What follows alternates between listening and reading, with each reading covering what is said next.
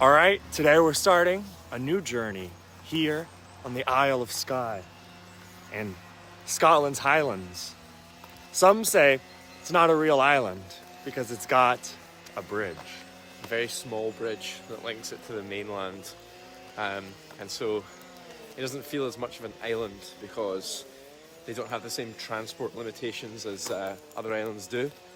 But if you drive along the wrong road for a couple of hours, then you'll find that you need to get a ferry that more often than not is booked up. And we found out that the hard way yesterday, and added another 2 hours onto our journey here to the Isle of Skye. So book your ferries in advance. Book your ferries in advance, or go on the right road for the bridge. Is our advice. Yeah, and it's good advice. Yeah, you got to learn these things the hard way sometimes. We are here to view Dunvegan Castle. You can get inside of it too, but you have to be there at 10 o'clock. And it's earlier than that right now. Much earlier. So we can enter. All right, directly behind us there is a tower. I'm eating some local delicacies of sausage rolls. Jack here knows a little bit about this tower. What can you tell us, Jack? This is the Uig or Uig Tower in this town, and in the 1800s it was the site of a rent collection for the local landlord of the estate, and he built the tower as a means to get his tenants in one place where he could collect the rent from them. But this particular landlord was instrumental in some of the Highland clearances, and so when a local family staged a rent strike in opposition to his massive increases in rent so that he could essentially kick them out, he called in the help of the government, and so naval vessels filled with police officers from the mainland and nearby islands arrived in this town and essentially occupied the town in an attempt to break the rent strike. But they didn't manage to do it, and the rent strike endured. But unfortunately, this town, like many other towns in Skye and across the Western Islands, were gutted by the efforts of this landlord and many other landlords throughout the country, who essentially depopulated the Highlands so that they could fill it with sheep, which were seen to be more profitable at the time. And you look all around us in Skye and you see the effects of that. So many abandoned homes. You can't see it there, but there's an abandoned house next to the tower actually, and lots of sheep. They wouldn't have been here hundreds of years ago, those particular ones, but those sheep are the ancestors of the Highland clearance sheep. But this tower is a kind of reminder of the clearances and the power of the landlords at the time.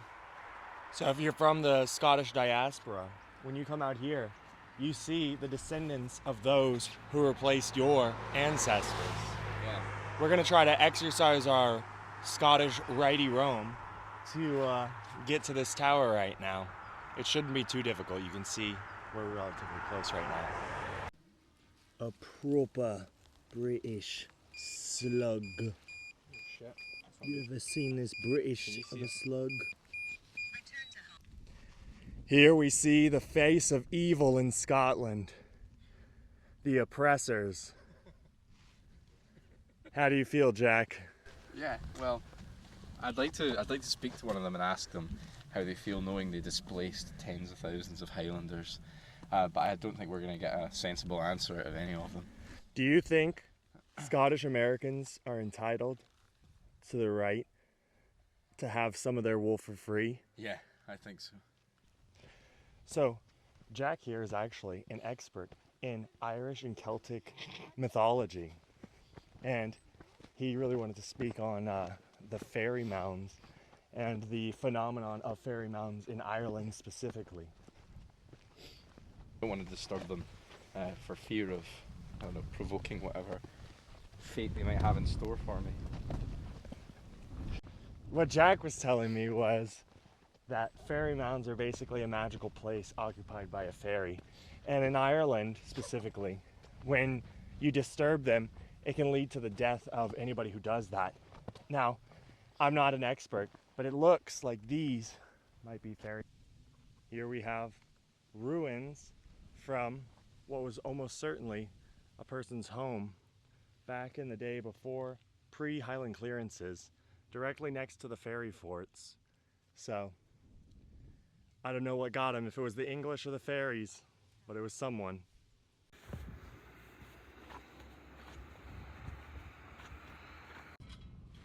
Well, if you guys ever come out here, you'll have the fortune of having a path currently being installed. We do not. And here it is. This is what we came here for. The Ring of Power. These are built by pagans? Probably fairies, actually. The fairies would have built these probably about 3 millennia ago. You can see how firmly rooted the rocks are into the soil. So yeah, about 3,000 years ago, fairies would have done this as an offering to their fairy god, S. Do you see the like the walkways? It's like the Shire. It is very much like the Shire. It actually looks like the place where they film the Hobbits in the Lord of the Rings TV show, The Rings of Power. It looks like the area that they are travelling through. Yeah, the Shire was what I first thought of. Now, a question I know a lot of my viewers will have is, do you think that the fairies have yet found Jesus? I don't know, I think they have their own gods and goddesses, and that's why they make their own offerings. This isn't a crucifix, it is a ring of rocks, which you can see are very firmly rooted into the ground. So no, I don't think they've found Jesus, and I don't think they need to. They have their own thing going. Nothing can stop Jack. He's going all the way up. Even in these not fit for purpose shoes And arguably not fit for purpose pants. Filming me. I am. Jack, I'm on top of the world. You can almost see the Alps from here. But you gotta go your whales for that. Jack will now begin his descent into madness.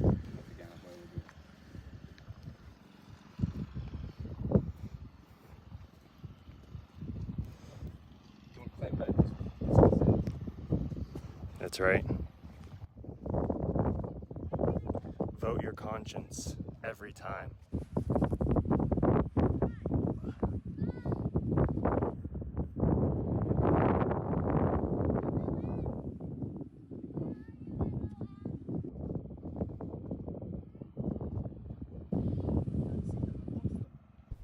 Jack, where are we? We're hiking to the Old Man's Store, which is a mountain in Skye that's been used in various films over the years, but it's a stunning landscape that we can only barely see because of the fog. But we've just read a sign telling us that here, where there are still sheep that graze, there was once a town here, a very typical Highlands town that was cleared out probably by landlords to make way for the sheep that still graze here today. So a very common theme on Skye and on the Western Highlands, just as this rain is a very common theme. Yeah, it's definitely Scotland on brand. It's definitely Scotland on brand, as some English people have just told us. But we're hiking, we're getting really wet, it's very windy. We've probably looked better. But we'll see you at the top of this climb. We started down there. Let me see that. Huh? Still going? Still Oh yeah, here.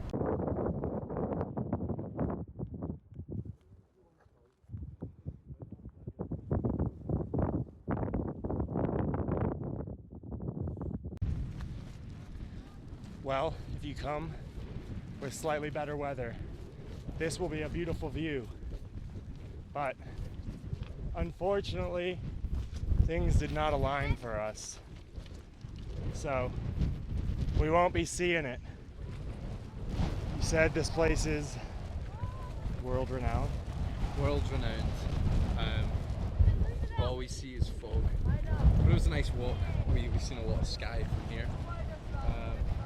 And we can kind of make out the shapes of the kind of mountains and things, but it's very Scotland on brand today, unfortunately. Come and check out it yourself. You'll probably get a better view than us. Yeah, probably. We're leaving something to the imagination. You can see a little bit of an outline right here. But if you want to see the real thing, come yourself. Come Skye. Come here, Skye. We're in the fairy pools on the Isle of Skye, which is a large kind of ravine running through this valley, and it's said that in Gaelic mythology, fairies were these supernatural beings that guided people towards living good and safe lives. And rivers like these, ravines like these, were crossable by fairies, but not by evil spirits. And so, I don't know, they would seek refuge on the other side, to a side where evil spirits could not reside. And I don't know which side we're on, whether we're on the good side or the bad side, but it makes for a very beautiful location. We've got waterfalls, we've got all these mountains that surround us that you can't see because of the fog, but it's stunning, much like all of Skye. And we're going to see if we can drink some of this water because it looks tasty. Is there any warnings you might give to somebody who's coming to Skye about maybe parking?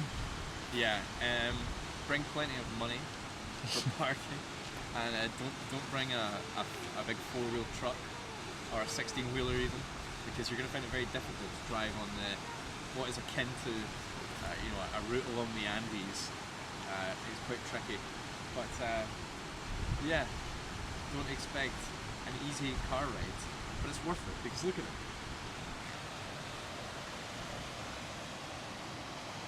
Someone's been stacking stones on the Yeah, I saw that. I didn't see the one in the middle. I saw this closer one.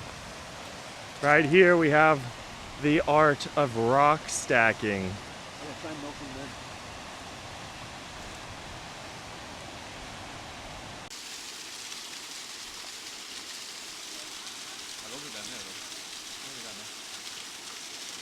Jack's feeling a wee bit thirsty.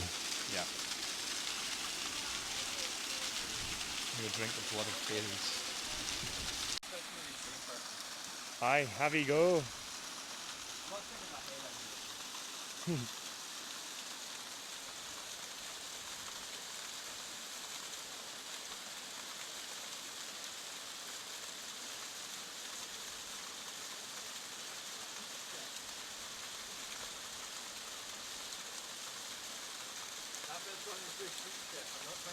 You want to do it? No, I'm okay. We're now on the bridge, leaving the Isle of Skye, where we spent the last day. Lane, what were your thoughts on the Isle of Skye? Extremely beautiful, very francophone, and I loved it. It was really great. I had a great time. I didn't really know what to expect. I didn't know anything about Skye prior to coming, but you see a lot of Highland clearance related history just everywhere along the way. You see incredible nature of the Highlands. You see incredible beauty. If you're lucky, you see a Highland coup. That's pretty much my takeaways. What about you, Jack?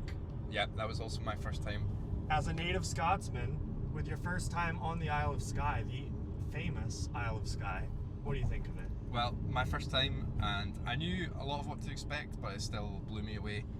Some of the most incredible scenery, and also just consistency of scenery. You get a lot of Scotland that has mountains and rivers and things like that. A lot of it's plain and flat, but with Skye, it's like everywhere you look, there is something absolutely stunning. And even on the exit, everything around here is the most amazing scenery that you could possibly witness. But we'll leave you with that, and we'll maybe show you some of our drive away from Skye and up to Loch Ness. You ruined the ending. You ruined the next video, Jack.